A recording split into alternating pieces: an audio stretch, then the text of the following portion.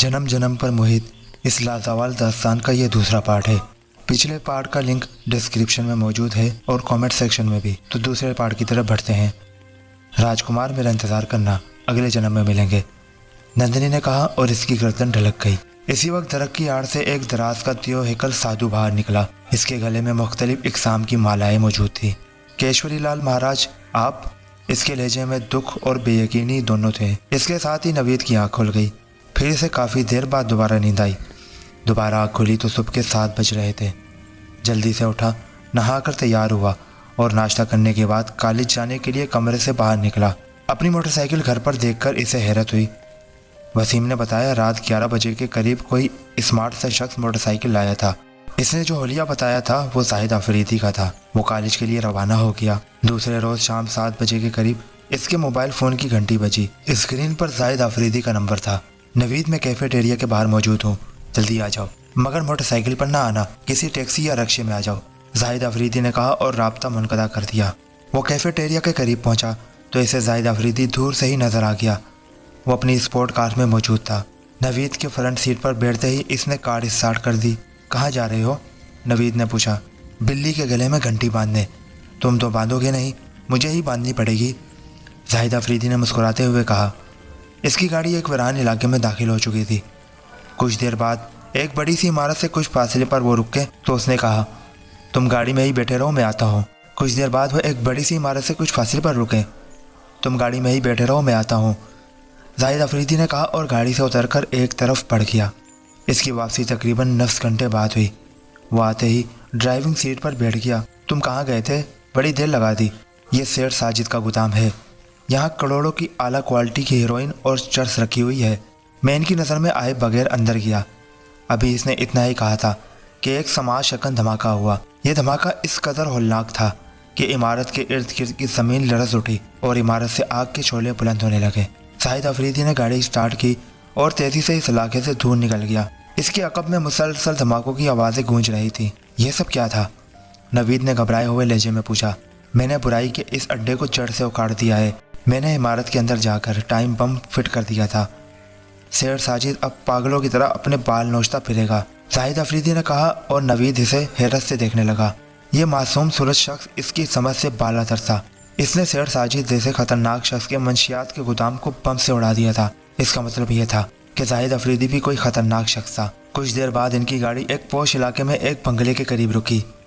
जाहिद अफरीदी ने हारन बजाया तो गेट खुल गया और गाड़ी अंदर दाखिल हो गई। गेट खोलने वाला अधेड़ उम्र शख्स था। चाचा करीम, मेरे कमरे में चाय भिजवा दें, जाहिद अफरीदी ने कहा और इसे लिए हुए एक कमरे में दाखिल हुआ।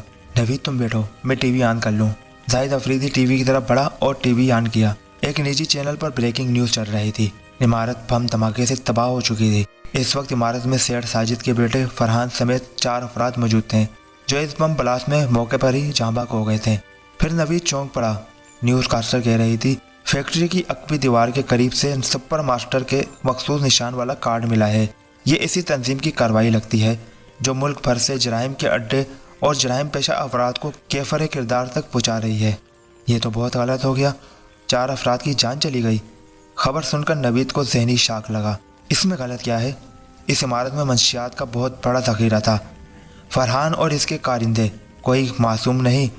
यह हमारे हमवतनों की रगों में मंशियात की सूरत में जहर उतार रहे थे। फरहान के ऊपर एक तालिबा से रेप का इल्ज़ाम था। बाद में इस लड़की ने खुदकुशी कर ली जबकि वो अपने असर और शौक से बच गया। जाहिद अफरीदी तलख लहजे में बोला। इनकी बातों के दौरान एक दूसरा मुलाजिम चाय लेकर आ गया था। ये सुपर मास्टर की कहानी क्या है? नवीद ने पूछा। इस मौजू पर फिर बात करेंगे। चलो नवीद, तुम्हें घर छोड़ाऊँ। चाय पीने के बाद जाहिद अफरीदी ने कहा। कुछ देर बाद ही वह इसकी गाड़ी में बंगले से बाहर निकले। इसने नवीद को इसके घर से कुछ फासले पर उतारा और कार को रिवर्स करके वापसी के लिए टर्न लिया कि अचानक एक तरफ से एक प्राडो तेज़ रफ्तारी से आई और जाहिद अफरीदी की गाड़ी के सामने रुक गई। प्राडो के दरवाजे खुले, 2 राइफल बरदार नीचे उतरे और कार पर फायरिंग शुरू कर दी। फिजा फायरिंग की हौलनाक आवाज़ों से गूंज उठी थी। नवीद ने देखा कि गाड़ी के शीशे चकनाचूर हो गए। गाड़ी गोलियों से छलनी हो चुकी थी। फिर एक गोली गाड़ी के पेट्रोल टैंक पर लगी और कार में आग भड़क उठी। नवीद फटी फटी निगाहों से ये खौफनाक मंजर देख रहा था। इसका दोस्त, इसका मोहसिन, इसकी आंखों के सामने दर्दनाक मौत का शिकार हो चुका था। इसी वक्त एक तेज चीखती हुई आवाज़ सुनाई दी। दूसरा वो रहा। यह नवीद के बारे में कहा गया था। इसे खतरे का एहसास हुआ तो वो अपने घर की तरफ भागा और डोल पैर पर उंगली रख दी। खुशकिस्मती से दरवाज़ा जल्दी खुल गया। दरवाजे पर कलीम अख्तर मौजूद थे। क्या हुआ बेटा, खैरियत तो है? बाहर से गोलियों की आवाज़ें आ रही थी। अब्बू जल्दी अंदर चले, खतरा है, नवीद ने कहा और तेज़ी से अंदर दाखिल हो गया। अब्बू जल्दी अंदर चले, बाहर खतरा है, नवीद ने कहा और तेज़ी से अंदर दाखिल हो गया। खतरे का लफ्ज़ सुनते ही कलीम अख्तर ने बैरूनी दरवाज़ा अंदर से लॉक कर दिया। अम्मी कहाँ है? नवीद ने पूछा। वो ऊपर है, कलीम अख्तर ने जवाब दिया। तो वो सीढ़ियाँ चढ़कर तेज़ी से ऊपर कमरे में पहुँचे। इसने पूछा। जमीला बेड पर परेशान बैठी थी। बाहर फायरिंग कैसी हो रही है? इसने पूछा। ये सेठ साजिद के कारिंदे हैं। इसने देखा। इसका जवाब सुनकर इसके वालिदैन का चेहरे का रंग फक हो चुका था। वसीम अपने दोस्तों के साथ दिन से कहीं गया हुआ है और अब तक नहीं लौटा, कलीम अख्तर ने कहा। तो इसी वक्त गोलियां चलने की आवाज़ें सुनाई दी। ऐसा महसूस हो रहा था जैसे मेन गेट पर गोलियां बरसाई गई हों। फिर दौड़ते कदमों की आवाज़ सुनाई दी। लगता है वो लोग मेन गेट का लॉक तोड़कर अंदर घुस आए हैं, नवीद घबराए हुए लहजे में बोला और दरवाजे की तरफ बढ़ा कि इसी वक्त कमरे का दरवाज़ा खुला और काशान एक राइफल बरदार शख्स के साथ कमरे में दाखिल हुआ। राइफल वाले की राइफल की नाल का रुख इसकी तरफ और उंगलियां ट्रिगर पर थीं। हाँ तो मिस्टर नवीद, कहा जाता है बकरे की माँ कब तक खैर मनाएगी। मैंने कहा था ना कि आने वाला वक्त तुम्हारे खानदान पर बहुत भारी गुजरेगा, काशान सफाक लहजे में बोला। इसी वक्त एक अधेड़ उम्र सेहतमंद शख्स कीमती 3 पीस सूट में अंदर दाखिल हुआ। इसके साथ ही एक राइफल बरदार शख्स मौजूद था। मुझे सेठ साजिद कहते हैं। तुम लोगों ने क्या समझा था कि मेरा गोदाम तबाह करके बच जाओगे? इस हादसे में मेरा जवान बेटा भी मारा गया, लेकिन तुम्हारा वह साथी शायद नहीं जानता था कि इमारत में हर तरफ कैमरे नफ्स हैं। तुम्हारा साथी तो जहन्नम रसीद हो चुका है, पर अब मैं तुम लोगों को तड़पा तड़पा कर मारूंगा, सेठ साजिद शाम की तरह फंकारते हुए बोला और अपने करीब खड़े राइफल बरदार से राइफल लेकर इसे नाल से थामा और आगे बढ़कर नवीद पर राइफल के दस्ते बरसाना शुरू कर दिए। कमरा नवीद की चीखों से गूंज उठा। रुक जाओ, कलीम अख्तर इसे बचाने के लिए आगे बढ़े। ओ बुड्ढे, खामोशी से एक तरफ खड़ा रहे, वरना तेरी नज़रों के सामने तेरे बेटे के जिस्म में इतने छेद करूंगा कि तू गिन भी ना सकेगा, काशान इसके सीने पर फ्रंट किक मारते हुए बोला। कुछ देर बाद नवीद लहूलुहान एक तरफ पड़ा करा रहा था। इसका पूरा बदन बुरी तरह दुख रहा था। वो हिलने जुलने के काबिल भी ना रहा था। काशान ने अपने होल्स्टर से पिस्टल निकाला और इसकी नाल नवीद की कनपट्टी से लगा दी। क्यों बुड्ढे, टपका दूं तेरे बेटे को? वह जहरीले अंदाज में हंसा। नहीं, खुदा के लिए इसे मत मारो। जमीला ने इनके आगे हाथ जोड़ दिए। मेरे दुश्मन के बूढ़े माँ बाप, हम यहाँ जान लेने आए हैं और किसी न किसी की जान लेकर ही जाएंगे, और हमें जल्दी भी कोई नहीं है। इस गलतफहमी को दिल से निकाल दो कि यहाँ कोई तुम लोगों को बचाने आएगा। जब तक हम इस इलाके में मौजूद हैं, पुलिस इधर का रुख भी नहीं करेगी। अब जान बचाने की एक ही सूरत है, ये खंजर लो और अपने सीने में उतार लो। मेरा वादा है कि तुम दोनों मियाँ बीवी के मरते ही तुम्हारे बेटों को जिंदा छोड़कर चला जाऊँगा, काशान ने कहा और अपनी पंडली से बंधा तेज धार खंजर जमीला की तरफ फेंक दिया। जमीला चंद लम्हे साथ खड़ी खंजर को देखती रही, फिर आगे बढ़कर कांपते हाथों से खंजर उठा लिया। नहीं अम्मी, आप इस कमीने के कहने पर कोई ऐसी वैसी हरकत नहीं करेंगी, नवीद नहीफ अल्फाज में बोला, जबकि कलीम अख्तर भराई हुई निगाहों से ये मंजर देख रहे थे। जल्दी करो बड़ी भी, आज हम भी तो देखें कि तुम्हें अपने बेटे से कितना प्यार है, काशान ने कहा। जमीला का हाथ फिजा में बुलंद हुआ, नीचे आया और खंजर जमीला के सीने में दस्ते तक प्यूस हो गया। जमीला चीखती हुई फर्श पर गिरी। नवीद चीखते चिल्लाते हुए इन लोगों को धमकियां देने लगा और उठने की कोशिश की, मगर इसका बदन जगह जगह से जख्मी था। वो उड़ते उड़ते दोबारा गिर पड़ा। काशान ने पिस्टल की नाल का रुख कलीम अख्तर की तरफ किया और ट्रिगर दबा दिया।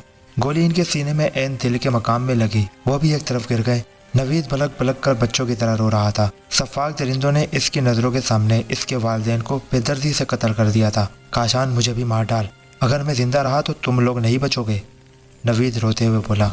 नहीं मेरे बच्चे, अगर तुम्हें मारना होता तो अब तक मार चुके होते। तुम्हारे लिए यही सज़ा काफ़ी है। हमने तुम्हारी नज़रों के सामने तुम्हारे माँ बाप को मार दिया और तुम्हारे भाई को भी इसी तरह मार देंगे। अब तुम हर पल मरोगे, और चाहे तो हमारे खिलाफ एक और FIR भी कटवा लेना। वो कमरे से एक एक बाहर निकल गए और नवीद बेबसी से रोने लगा। तकरीबन आधे घंटे बाद इलाका पुलिस मोबाइल के होटर्स और एम्बुलेंस के सायरन से गूंज उठा। वो शदीद जख्मी था, इसे अस्पताल शिफ्ट कर दिया गया। दूसरा रोज़ इसके लिए क़यामत से कम न था। इसने शदीद जख्मी हालत में वालिदैन के जनाजे में शिरकत की। जब इन्हें लहद में उतारा गया तो वो चकरा कर गिरा और बेहोश हो गया। इसे होश आया तो वो अस्पताल के बेड पे था। सेठ साजिद के असर और रसूख के सामने कानून बेबस था। इसकी कहीं ना सुनी गई। इसका हाल दीवानों जैसा हो चुका था। अपने वालिदैन के बेईमाना कत्ल के बाद से वो कॉलेज भी नहीं गया। इसने सेठ साजिद के डर से वसीम और अपनी शादीशुदा बेनोई और इसके बच्चों को गाँव भिजवा दिया। वो सारा दिन इधर उधर मारा मारा फिरता और रात गए घर आकर सो जाता। इसे जिंदगी से दिलचस्पी नहीं रही थी। अब सेठ साजिद और काशान का खौफ भी नहीं था कि वो इसे मार देंगे।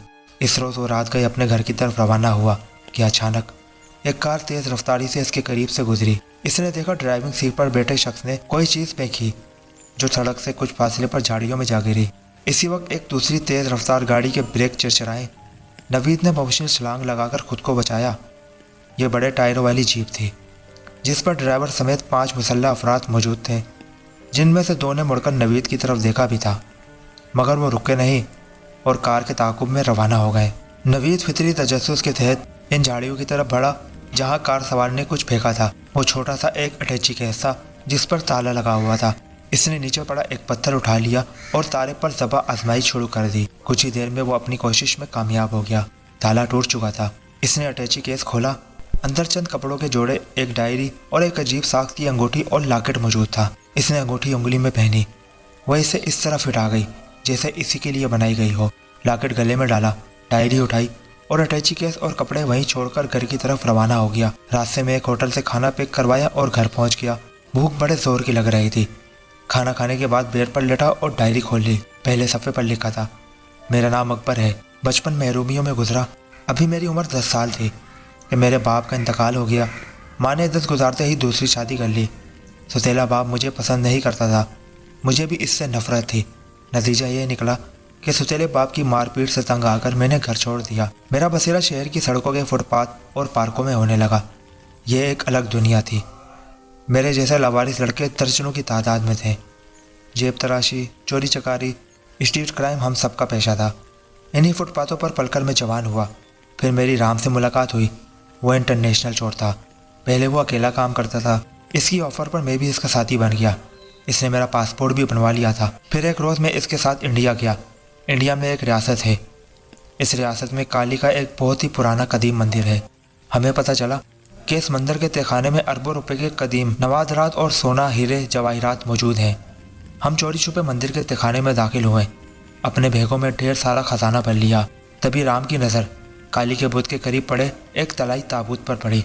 वो लालच में आ गया। हमने ताबूत का ढक्कन खोला तो अंदर एक सरकटे साधु की लाश मौजूद थी। इसका सर धड़ से अलग लाश के सीने पर मौजूद था। करीब ही एक छोटा सा तलाई बॉक्स रखा था जिसमें अंगूठी और लाकड़ मौजूद था। इस पर सनकर जबान में कुछ तहरीर था। इस तलाई बॉक्स को उठाते ही मंदिर में अजीबो किस्म की चीखों पुकार शुरू हो गई। हम वहाँ से भाग निकले। चोरी किया गया सोना और हीरे जवाहिरात आधी कीमत पर चोर बाजार में फरोख्त कर दिए। इसी रोज निफ शख्स के करीब होटल के कमरे में वही सरकटा साधु नमूदार हुआ। इसने राम को बेदर्दी से कत्ल कर दिया और गायब हो गया। मैं रकम, अंगूठी और लाकेट लेकर वहाँ से भाग निकला और बॉर्डर पार करके दोबारा पाकिस्तान पहुँच गया। लेकिन मौत मेरे ताकुब में थी। वही सरकटा साधु रातों को अक्सर मेरे ख्वाबों में आता और कहता, किशोरी लाल की अमानत वापस कर दे। मैंने इसे आम ख्वाब समझकर नज़रअंदाज कर दिया। यही मेरी सबसे बड़ी गलती थी। 5 अफराद पर मुश्तमिल हिंदू पुजारियों का गिरवा हाथ धोकर मेरे पीछे पड़ गया। मैं इनसे जान बचाने के लिए जहाँ भी जाकर छुपता वो वहीं पहुँच जाते। न जाने कैसे इन्हें मेरी भनक पड़ जाती। आगे डायरी के सफ़ात खाली थे। नवीद सोच में पड़ गया। इसके ख्वाब में जो नंदिनी नामी लड़की आई थी, इसे भी किशोरी लाल नामी पुजारी कत्ल करता था। वो खुद भी इस ख्वाब में मौजूद था।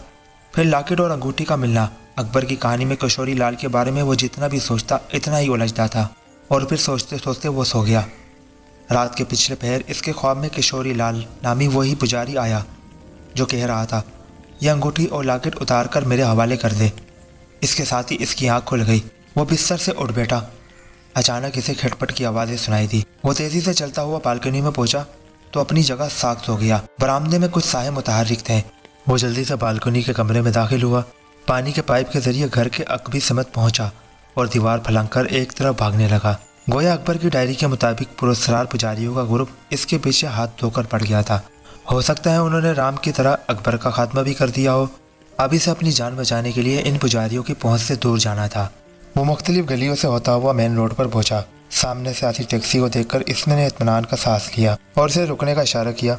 टैक्सी इसके करीब आकर रुकी। रेलवे स्टेशन चलो, वो पिछली निशस्त पर बैठते हुए बोला और टैक्सी चल पड़ी। रेलवे स्टेशन पहुंचकर इसने दूर दराज का टिकट लिया। इसके ध्यान में कोई मंजिल ना थी, सिर्फ ये सोचती कैसे इन खतरनाक पुजारियों की पहुंच से दूर जाना है। ये शेर साजिश से भी खतरनाक लोग थे। ट्रेन के आने में 1 घंटा था। वो टिकट खरीदकर प्लेटफॉर्म पर आ गया। ट्रेन के आते ही प्लेटफॉर्म पर हलचल मच गई। इसने बुक स्टॉल से वक्त गुजारी के लिए एक मशहूर हार्ड डाइजेक्स खरीदा और ट्रेन पर सवार हो गया। वह दूसरे रोज शाम 7 बजे के करीब इस दूर दराज के प्लेटफॉर्म पर उतरा। यह एक छोटा सा प्लेटफॉर्म था। इसने 30 साल से चाय पी और प्लेटफॉर्म से बाहर निकला। बाहर टांगे वाले याकूब आबाद की आवाज़ें लगा रहे थे। वह एक टांगे में सवार हो गया। 4 मुसाफिर पहले ही से मौजूद थे। इसके बैठते ही टांगा चल पड़ा। 1 घंटे बाद टांगा एक देहात में जाकर रुका। मुसाफिर नीचे उतरकर ड्राइवर को किराया देने लगे। वह भी किराया देकर एक तरफ चल पड़ा। यह एक छोटा सा देही इलाका था। गांव देहातों में अमूमन जल्द ही सन्नाटा छा जाता है। वहाँ भी रास्ते में इसे इक्का दुक्का अफराद मिले। एक तरफ परचून फरोश की दुकान थी जिसमें एक अधोड़ उम्र शख्स बैठा था। वो दुकान पर पहुंचा। बाबा जी, यहाँ करीब कोई होटल वगैरह है? मुझे रिहाइश के लिए कमरा चाहिए। नवीद ने झिझकते हुए अपना मुद्दा बयान किया। बेटा, ये इंडियन बॉर्डर से करीब एक छोटा सा गांव है। गांव देहातों में होटल नहीं होते। यहाँ अक्सर मुसाफिर गांव वालों के कमरों पर मेहमान बनकर क़याम करते हैं। बूढ़े ने जवाब दिया। बूढ़ा होलिये और बातचीत से हिंदू मालूम हो रहा था। वापस मुड़ते वक्त इसकी नज़र दुकान के बोर्ड पर पड़ी और इसके अंदाजे की तस्दीक हो गई। बोर्ड पर लिखा था रामचंद करियाना स्टोर। वो पैदल ही आगे बढ़ गया। वो काफ़ी दूर तक पैदल चलता रहा। अब आबादी का इख्तिताम होने वाला था कि अचानक इसे अपने पीछे दूर से शोर शराबे की आवाज़ें सुनाई दी। इसने मुड़कर देखा तो इसके औसान खता हो गए। वो 4-5 पुजारी थे जो हाथों में राइफलें लिए दूर से दौड़ते हुए चले आ रहे थे। नवीद ने खुद भी एक तरफ भागना शुरू कर दिया। वो काफ़ी देर तक भागता रहा। यहाँ हर तरफ दरख्त ही दरख्त हैं। भागते हुए इसे एक तरफ खंडरात दिखाई दिए तो वो खंडरात में दाखिल हो गया और एक तरफ छुप गया। अब दौड़ते कदमों की आवाज़ें सुनाई दे रही थी। शायद पुजारी इसके पीछे यहाँ तक आ पहुँचे थे। फिर खंडरात की तरफ आते कदमों की चाप सुनाई दी। यहाँ तो कोई नहीं है, किसी ने अंदर झाँका। यहाँ भी कोई नहीं है, किसी ने कहा, और कुछ देर बाद खामोशी छा गई। वो काफ़ी देर तक वहाँ दुबका रहा कि अचानक बादल गरजने लगे तो वो बाहर निकला। पुजारी शायद वहाँ से जा चुके थे। मूसलाधार बारिश अचानक ही बरसने लगी तो वो खंडरात से निकला और एक तरफ भागने लगा। काफ़ी देर तक भागने के बाद वो रुका और सुस्ताने के लिए एक तरफ बैठ गया। बारिश अब तक बरस रही थी। बारिश के पानी में भीगने से अब इसे सर्दी लग रही थी। इसी वक्त इसकी नज़र एक तरफ पड़ी। इसे ऐसे लगा जैसे कोई मोर्चा सा बना हुआ हो। इसी वक्त बिजली चमकी और वो हैरतज़दा रह गया। बिजली की चमक में इसे साफ नज़र आ गया था कि वो कोई फ़ौजी चौकी है जिस पर इंडियन तिरंगा लहरा रहा था। फ़ौजी शायद बारिश की वजह से कहीं दुबके हुए थे। इसका मतलब था वो गलती से बॉर्डर पार करके इंडियन हदूद में दाखिल हो चुका है। अगर सिक्योरिटी फोर्सेस की नज़र इस पर पड़ जाती तो वो इसे बेदरेक गोली मार देते। गलती का एहसास होते ही वो मुड़ा और एक तरफ भागने लगा। कुछ दूर एक इमारत दिखाई दे रही थी। वो दौड़ता हुआ इमारत के दरवाजे पर पहुंचा। तभी इसे मालूम हुआ कि ये मंदिर है। अचानक इसे अपने पीछे किसी के दौड़ते कदमों की आवाज़ सुनाई दी। तभी वो जल्दी से मंदिर में घुस गया। मंदिर में इस वक्त कोई जीरो मौजूद ना था। वो भागता हुआ मंदिर के हालनुमा कमरे में पहुंचा। यहाँ हर तरफ हिंदुआना मज़हब की देवी देवताओं की मूर्तियाँ नब्ज़ थीं। एक तरफ काली का कद आवर बुद्ध भी था। अब कदमों की आवाज़ें मंदिर से आ रही थी। गोया इसकी जान के दुश्मन मंदिर में दाखिल हो चुके थे। नवीद घबराकर एक तरफ राहदारी में भागा। सामने ही मेहराबी दरवाज़ा था। वो मेहराबी दरवाजे से जैसे ही अंदर दाखिल हुआ इसे ऐसे लगा जैसे इसके पाँव के नीचे से ज़मीन निकल गई हो। वो बुलंदी से पुश्ती में गिरता चला गया। कुछ देर बाद इसके जिस्म को एक झटका सा लगा और सर किसी चीज़ से टकराया तो वो होशो आवाज़ से आरी हो गया। इसे न जाने कितनी देर बाद होश आया। ऐसा महसूस हो रहा था जैसे इसका सर किसी की नरम मुलायम आगोश में मौजूद हो। इसने आंखें खोल दी और इर्द गिर्द का जायज़ा लेना चाहा मगर नाकाम रहा। चारों तरफ घुप अंधेरा छाया हुआ था। इसे ऐसा लग रहा था जैसे कोई इसके बालों में उंगलियां फेर रहा हो। एक अजीब सा सरूर इसके तन बदन में दौड़ रहा था। इसका दिल तेज़ी से धड़कने लगा और वो सोचने लगा कि वो कहाँ है और किसकी गोद में इसका सर है। ये घुप अंधेरा कैसा है? कहीं वो मर तो नहीं गया? इसने किताबों में भी पढ़ा था और बहुत सौ से सुना भी था कि कब्र एक तारीख घटा होता है अपनी नंदिनी को नहीं पहचानते? एक मुतरन्नम हंसी की आवाज़ सुनाई दी और कहा गया। वही खूबसूरत आवाज़, वही लबो लहजा जो वो ख्वाब में सुनता चला आया था। क्या फिर वो कोई ख्वाब तो नहीं देख रहा? इसने सोचा और अपनी हथेली की पूंछ पर चुटकी भरी। तकलीफ का एहसास होते ही इससे मालूम हुआ कि ये कोई ख्वाब नहीं हकीकत है। कहाँ खो गए राजकुमार आकाश? वही खूबसूरत आवाज़ दोबारा सुनाई दी। कौन आकाश? मैं नवीद हूँ और मेरा ताल्लुक़ पाकिस्तान से है। मैं जानती हूँ तुम मेरे जन्म जन्म के आकाश हो। पहले जन्म में तुम्हारा नाम आकाश, दूसरे जन्म में राहुल, तीसरे जन्म में सुनील, चौथे जन्म में प्रदीप, पाँचवें जन्म में गोपाल, छठे जन्म में प्रेम और अब सातवें जन्म में नवीद है। परंतु घबराओ मत, अब इस जन्म में किशोरी लाल हम पर काबू नहीं पा सकता। वो पिछले 6 जन्मों से हमारी राह में रुकावट खड़ी करता रहा है, परंतु पिछले जन्म में वो एक बहुत बड़ी गलती कर चुका है। वह इस जन्म में इस गलती की वजह से ज़रूर फंसेगा। इस बार हम ज़रूर इसका सर्वनाश कर देंगे। नंदिनी की खूबसूरत आवाज़ सुनाई दी। पर मैं इस वक्त कहाँ हूँ? नवीद ने पूछा। हमने पिछले 6 जन्मों में हिंदुस्तान में जन्म लिया था। यह हिंदुस्तान की रियासत सागरान है, नंदिनी ने जवाब दिया। यहाँ इस कदर अंधेरा क्यों है? मुझे कोई दिखाई नहीं दे रहा। नवीद घबराए हुए लहजे में बोला। तुम पिछले 2 दिनों से मेरी गोद में सर रखे बेहोश पड़े हो। रात का समय है, इस जंगल में रोशनी पर परवाने जमा हो जाते हैं, इसलिए मैंने चिराग बुझा रखा है, नंदिनी ने जवाब दिया। और फिर इसके चलने की आवाज़ सुनाई दी। कुछ देर बाद चिराग की मदम रोशनी में नंदिनी को देखा। ये वही थी जो अक्सर इसके ख्वाबों में आती थी। इंतहाई हसीन व जमील, बदन जैसे सांचे में डला हो। वो इसे देखता रह गया। इस तरह गौर से क्या देख रहे हो? पहले जन्म में भी जब तुम पहली बार मुझसे मिले थे इसी तरह देख रहे थे, वो शौक लहजे में बोली।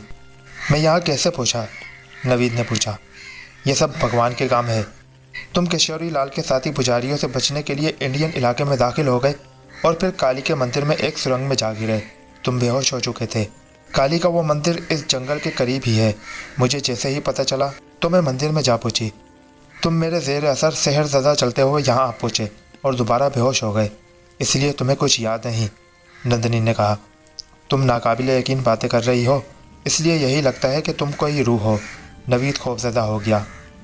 आत्मा का कोई वजूद नहीं होता। तुम मुझे छूकर अपनी तसल्ली कर सकते हो, नंदिनी बोली। तो नवीद ने डरते डरते इसकी कलाई थामी तो इससे हौसला हुआ। इसके गराज जिस्म में हरारत मौजूद थी। नवीद ने इर्द गिर्द का जायज़ा लिया। यह झोपड़ी थी। ज़मीन पर चटाई बिछी हुई थी। एक तरफ बिस्तर पड़ा हुआ था। कुछ फासले पर खाने पीने के बर्तन और मिट्टी का चूल्हा बना हुआ था। झोपड़ी में पीने का पानी का घड़ा भी रखा हुआ था। यह सब कुछ देखकर नवीद को मज़ीद हौसला मिला। भला रूहों को खाने पीने की क्या हाजत होती है? तुम्हें इस वीरान जंगल में अकेले डर नहीं लगता? और तुम्हारे घर वाले कहाँ हैं? नवीद ने पूछा। मेरे माता पिता का देहांत हो चुका है। मैं काली माता के मंदिर की दासी रह चुकी हूँ। इस जन्म में देवी ने मुझे बहुत कुछ दान दिया है।